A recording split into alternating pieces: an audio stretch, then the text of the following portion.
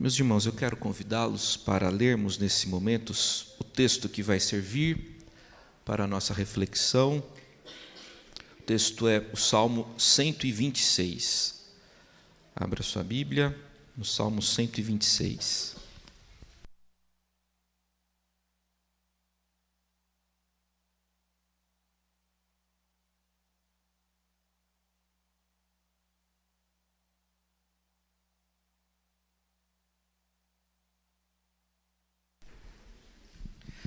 Salmo 126. Vamos ler juntos? Vamos lá? Quando o Senhor restaurou a sorte de Sião, ficamos como quem sonha.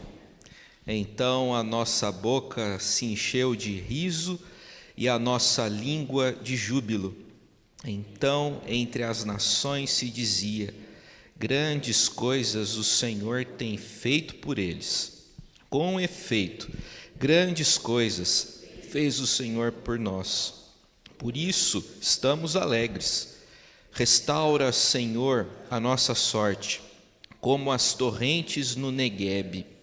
Os que com lágrimas semeiam, com júbilo ceifarão. Quem sai andando e chorando enquanto semeia, voltará com júbilo, trazendo os seus feixes. O Salmo 126 trata sobre restauração. Restauração é conserto, é recuperação de coisa desgastada pelo tempo. Restauração é reparo de coisa prejudicada por conta de algum acidente. A verdade, meus irmãos, minhas irmãs, é que nós precisamos de restauração. Nossos sentimentos precisam de restauração, nossas emoções precisam ser restauradas, nossas famílias precisam de restauração. A igreja do Senhor aqui precisa de restauração. O salmista desenvolve o tema da restauração a partir de uma alegria do passado, de um clamor para o presente e de uma esperança em relação ao futuro. Quanto ao seu gênero, pode-se afirmar que o Salmo 126 é híbrido, ou seja, coexistem aqui nessas linhas dessa antiga poesia hebraica, ações de graças, súplica, sabedoria e esperança escatológica. Os salmos desse tipo, híbridos ou mesclados, apresentam uma estrutura que não é fixa, mas que é característica. Nesses salmos encontramos geralmente o relato de uma ação de Deus no passado, uma súplica para uma nova ação de Deus no presente e uma profecia, onde encontramos esperança escatológica quanto ao futuro. Muito provavelmente, muito possivelmente, o Salmo 126 foi composto, surge no contexto da primeira repatriação, quando os israelitas que estavam cativos na Babilônia regressaram para a sua terra. Depois de sua origem, depois de sua criação, o Salmo 126 era empregado especialmente no culto e nas atividades religiosas do povo de Israel. Como bem afirmou o teólogo, foi principalmente no culto que Israel glorificou os atos de Deus na história. A partir do que foi dito até aqui, eu gostaria de conversar com vocês sobre restauração, sobre esse desenvolvimento da restauração. A primeira lição que encontramos nesse texto é uma alegria do passado. A restauração começa, muitas vezes, quando a gente se apega a uma coisa boa do nosso passado, quando a gente se apega a algo que o Senhor fez de muito bom na nossa história. Perto do ano 600 a.C., os babilônicos invadiram, saquearam e destruíram a cidade de Jerusalém. Por ordem do rei Nabucodonosor, milhares de pessoas foram mortas. a impiedade, a violência reinaram naqueles dias da queda da cidade santa de Jerusalém. Grande parte dos poucos judeus que sobreviveram foram exilados na Babilônia, a cerca de 1000 quilômetros de distância. No exílio, ali na distante Babilônia, o povo de Israel clamava a Deus por libertação. Senhor, liberta-nos.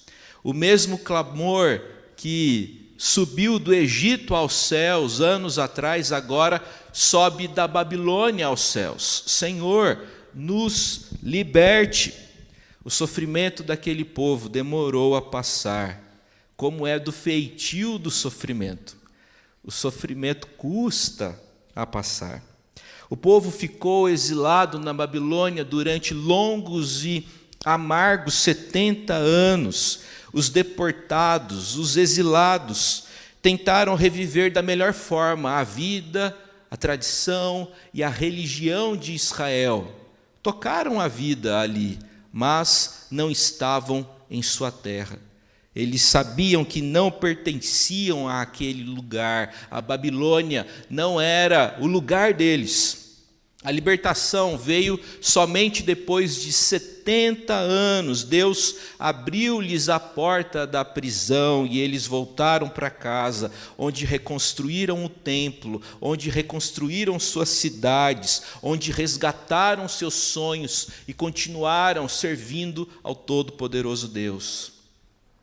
O que Israel tanto pediu, finalmente aconteceu. Eles foram libertos. Quando o Senhor restaurou a sorte de Sião, verso 1, ficamos como quem sonha. No texto hebraico encontramos literalmente a ideia de que Deus restaurou a restauração. A palavra aparece 2 vezes. O Senhor restaurou a restauração. E essa redundância aponta para o caráter absolutamente extraordinário e fantástico do que o Senhor fez na vida de seu povo. Aquela libertação não era obra de mãos humanas, mas sim do Todo-Poderoso Deus. A alegria pela libertação, pelo retorno à terra, tomou conta do coração do povo, e eles só dão risada. A alegria invade o coração do povo a ponto deles pensarem que tudo aquilo era um sonho. Ficamos como quem sonha, e acordar de sonho é ruim. Acordar de pesadelo é um alívio, mas acordar de sonho é desagradável. Não sei se você algum dia já ficou com medo, enquanto sonhava, de acordar, porque o sonho era legal. Eu já tive essa experiência. O sonho era tão bom que, dormindo, fiquei com receio de acordar, porque não queria perder aquele sonho. O povo ficou como quem estava sonhando, eles estavam felizes. E a Escritura diz para nós, no verso 2, que toda aquela alegria produziu o que encontramos nesse verso. A nossa boca se encheu de riso, a nossa língua de júbilo. Então, entre as nações se dizia: grandes coisas o Senhor tem feito por eles. A ideia do texto aqui é de que os israelitas estavam sorrindo de orelha a orelha e não conseguiam, não davam conta de esconder o riso. Já tentou esconder uma risada? Já tentou disfarçar um sorriso? É difícil. Alguma coisa que acontece, alguma coisa que você escuta, você quer dar risada e aquele não é o ambiente apropriado, você fica se segurando. É difícil disfarçar, dissimular um sorriso. O povo não tinha como esconder o sorriso por conta da alegria que estava experimentando por ocasião daquele tempo de libertação. Outra consequência é que até mesmo os pagãos ficaram admirados com aquela restauração, atribuindo tudo aquilo não à glória de Israel, mas sim ao Deus de Israel, Yahvé. Gente, todas as histórias de êxodo na Bíblia, tanto o êxodo do Egito como o êxodo da Babilônia, todas as histórias de libertação, e são muitas, que nós encontramos nas páginas bíblicas, apontam para a maior libertação de todas, que é a libertação do império das trevas. Lemos minutos atrás o texto de Paulo endereçado aos Colossenses, e ele declara ali que o Senhor Jesus nos libertou do império das trevas e nos conduziu para o reino do Filho do seu amor. O que Jesus tem para nós é libertação. O Senhor liberta os cativos, o Senhor restaura os oprimidos, o Senhor devolve o motivo para o sorriso, o Senhor devolve os sonhos da gente, faz a gente sonhar, esperançar. O Senhor, somente o Senhor, pode fazer isso pelo seu povo e pode fazer isso por você. O salmista escolheu olhar para trás, olhar para o passado com gratidão pela libertação que o Senhor ofereceu ao seu povo. Pergunto, quando você olha para o seu passado, quando você considera o seu passado, qual é o sentimento que mais aparece?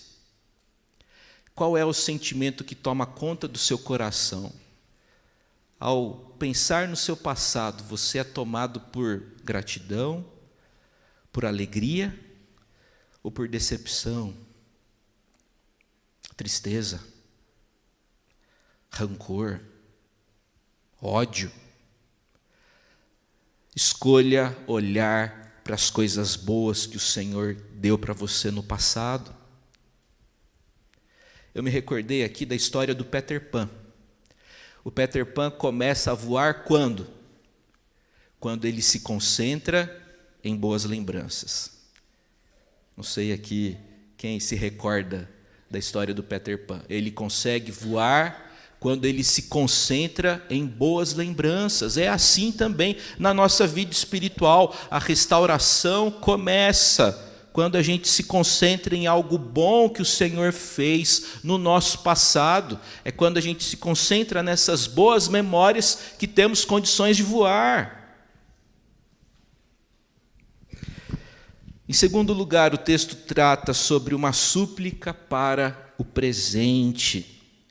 Restaura, Senhor, a nossa sorte, como as torrentes no Neguebe. Essa primeira parte do verso 4 foi lembrado pela nossa irmã Dona Marilda na sua bela oração. Senhor, restaura a nossa sorte.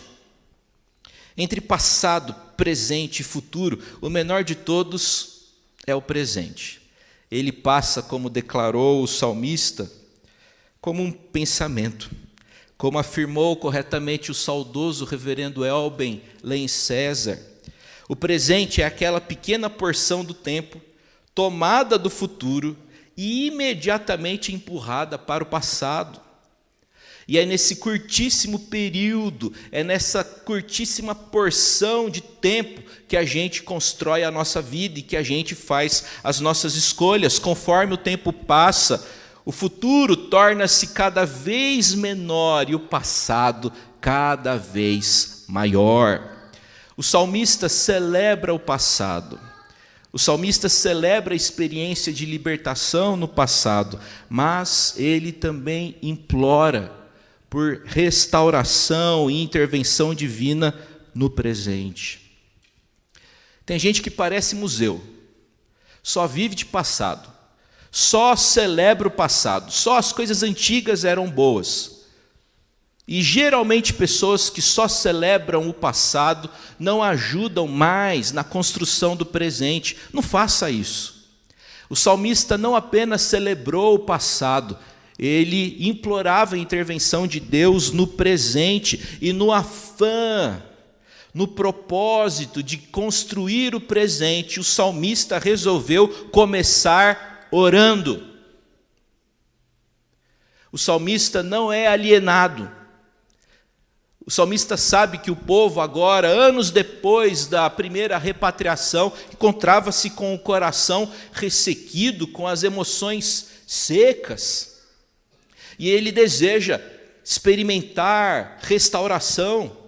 Ele não é alienado e ele, desejando construir o presente, resolve fazer isso orando. Um bom projeto começa com oração. Meus irmãos, comece. Nós devemos começar a andar de joelhos. Comece a andar de joelhos. Você coloca os seus projetos diante do Senhor em oração? Você tem interesse pelo que a palavra de Deus tem para oferecer para você? Ou você se interessa mais, se inclina mais para os variados coachings do mundo contemporâneo? E tem coaching para tudo, não é mesmo? Tem treinador para tudo. Não estou menosprezando o trabalho deles, mas estou aqui sinalizando e afirmando para vocês que os conselhos importantes da vida nós encontramos na palavra do Senhor. E é por isso que a intimidade com o Senhor, leitura bíblica, oração, configuram-se como situações absolutamente necessárias para nós e para o nosso progresso espiritual.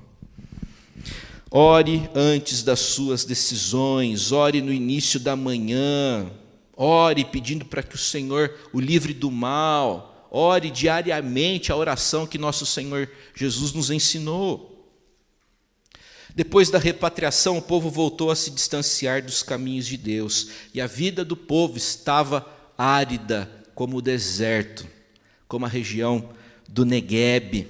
A sequidão havia tomado conta do povo que outrora era muito feliz, daí o pedido por restauração. Notem que o salmista não se acomoda, ele implora e clama pela intervenção divina, ele sabe que a crise pode passar, ele sabe que Deus pode intervir, o salmista sabe que o Senhor pode fazer o deserto florescer, e ele implora a Deus: restaura a nossa sorte, Senhor, como as torrentes no Neguebe. Deus, o Senhor que fez grandes coisas no passado, faz de novo. É importante nós fazermos essa oração: Senhor, faz de novo. Aquela alegria que eu senti por conta do perdão dos pecados lá no início da minha conversão, faz de novo, Pai. Aquele desejo de compartilhar a Tua palavra com os perdidos, que marcava o meu coração nos primeiros dias da minha vida cristã, faz isso de novo, Pai. A paixão que eu sentia pela Tua casa, faz isso de novo. Esse pedido do salmista é por uma nova restauração, mas não é qualquer restauração. O salmista está pedindo por um verdadeiro milagre. Ele quer que a terra do Neguebe se torne uma terra fértil. A crença popular dos israelitas naquela época era de que nas estepes, aquele tipo vegetacional encontrado em zonas de clima seco, muito comum em Israel, sobre as estepes, eles acreditavam que pesava a maldição de Deus. A súplica do salmista era, portanto, que a terra seca se convertesse em uma terra irrigada e fértil. Além disso, o texto também faz menção a um fenômeno muito raro em Israel, de rios se formando e passando pela região do Neguebe, por conta da água que se acumulava em cima das montanhas. Então, eventualmente, pelo deserto passava um rio, e esse rio que passava esporadicamente pelo deserto trazia fertilidade e vida àquela região tão seca. É por isso que encontramos nesse verso um pedido por restauração. Senhor, faz de novo. Seu coração está seco, suas emoções estão ressequidas, seu coração está endurecido. Implore para que o Senhor transforme você de dentro para fora. Implore para que o Senhor restaure a sua vida, restaure a sua alegria. Peça para que o Senhor quebrante o seu coração. Peça para que o Senhor molhe os seus olhos, a fim de que você não se acostume, não se habitue com menos de Deus. Se você for ao mar com uma caneca, você vai ter na caneca um pouquinho do mar. Mas se você for ao mar com um tonel, você vai ter do mar 1 tonelada. Você está indo na presença do Senhor com uma canequinha ou com um tonel? Não se acostume com pouco. Meus irmãos, o Senhor afirmou: quem crer em mim, como diz a Escritura, do seu interior fluirão rios de água viva. João capítulo 7, verso 38. Em terceiro lugar, nós encontramos nessa passagem uma esperança para o futuro. Os que com lágrimas semeiam, com júbilo ceifarão. Quem sai andando e chorando enquanto semeia, voltará com júbilo, trazendo os seus feixes.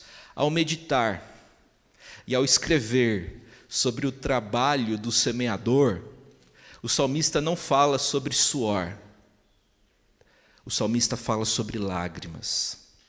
Lançar boas sementes não é fácil. Lançar boas sementes dá trabalho. Lançar boas sementes não é tarefa fácil. Às vezes demanda choro, às vezes demanda o emprego de grande energia, mas os que semeiam com lágrimas um dia ceifarão com riso. O mesmo riso do início do Salmo retorna aqui no final. Meus irmãos, o Salmo 126, como foi dito, ele é híbrido, e nós encontramos aqui também o tema da esperança escatológica. As lágrimas não durarão para sempre. Aliás, no último livro das Escrituras, contemplando o novo céu e a nova terra, João registrou que naquela circunstância o choro não mais existirá. Ou melhor, naquela circunstância, o Senhor vai enxugar dos nossos olhos toda lágrima. Meus irmãos, com a certeza da vitória no porvir, fica mais fácil enfrentarmos os desafios e os sofrimentos do presente. A semeadura, meus irmãos, exige esforço, exige da nossa parte determinação. O semeador precisa sair e caminhar. A semeadura é feita com choro. Meus irmãos, nós não podemos esperar colheita se nós não semearmos. Nós não vamos ter diálogo lá em casa se nós não lançamos a semente da conversa, da intimidade. Como é que um filho tem prazer em conversar com o pai mais velho? É quando ele aprende a dialogar desde criança. Não espere colher aquilo que você não plantou. Devemos olhar para o futuro com esperança e com disposição para o trabalho da semeadura. Lance boas sementes, mas, sobretudo, tenha esperança no Senhor. John Bunyan, no clássico O Peregrino, conta para nós uma ilustração muito curiosa sobre esperança. Se você ainda não leu O Peregrino, eu estimulo você para que faça isso quanto antes. É uma leitura maravilhosa. E quando você ler essa obra, você vai verificar que a estratégia de John Bunyan para escrever esse livro foi personificar sentimentos e atitudes. Cristão, que é o principal personagem da obra, cristão e esperança se perdem no caminho, e eles acabam sendo encontrados pelo gigante chamado desespero. Ofendido com a invasão de suas terras, o gigante desespero resolveu levar cristão e esperança para sua casa, o castelo da dúvida. Ali, os dois foram presos e privados de água e de comida. O gigante desespero, depois de ter conversado com a sua esposa Desconfiança, encoraja cristão e esperança a acabarem com as suas vidas. É então que esperança começa a aconselhar cristão. Os dois oram. Eles passam a noite orando. E é quando o cristão se recorda de que ele tem em seus bolsos uma chave chamada promessa. E ele havia ouvido que aquela chave chamada promessa poderia abrir qualquer fechadura, uma a uma. As fechaduras foram sendo abertas pela chave da promessa, e cristão e esperança puderam sair daquele horrível lugar. Tenha esperança no Senhor. Concluindo essa nossa conversa, essa nossa reflexão, a verdade é que o Salmo 126 é adequado para todas as circunstâncias da vida humana. Ele mostra que é importante nós nos voltarmos ao Senhor, seja na felicidade das boas recordações que fazem a gente voar, seja também lamentando em meio a súplicas ou demonstrando fé e esperança no agir vindouro e certo do Senhor. Deus é aquele que está presente com o seu povo em todas as circunstâncias, sempre pronto para ouvir o louvor, o clamor e a confiança do seu povo. Gente, vários aspectos do Salmo 126 ecoam no ministério público de Jesus Cristo, e a atualização mais coerente no Novo Testamento dessa passagem é Mateus 13, que registra para nós a parábola do bom semeador. Nessa parábola, o semeador sempre está ali lançando boas sementes por onde passa, e a semente que caiu em boa terra deu muito fruto. A sua tarefa, a minha responsabilidade, a nossa responsabilidade é lançar boas sementes. Nem sempre o terreno é bom, mas a semente precisa ser lançada. Que o bom Deus abençoe você, a nós, que a graça do Senhor repouse sobre nós, seu povo. Amém.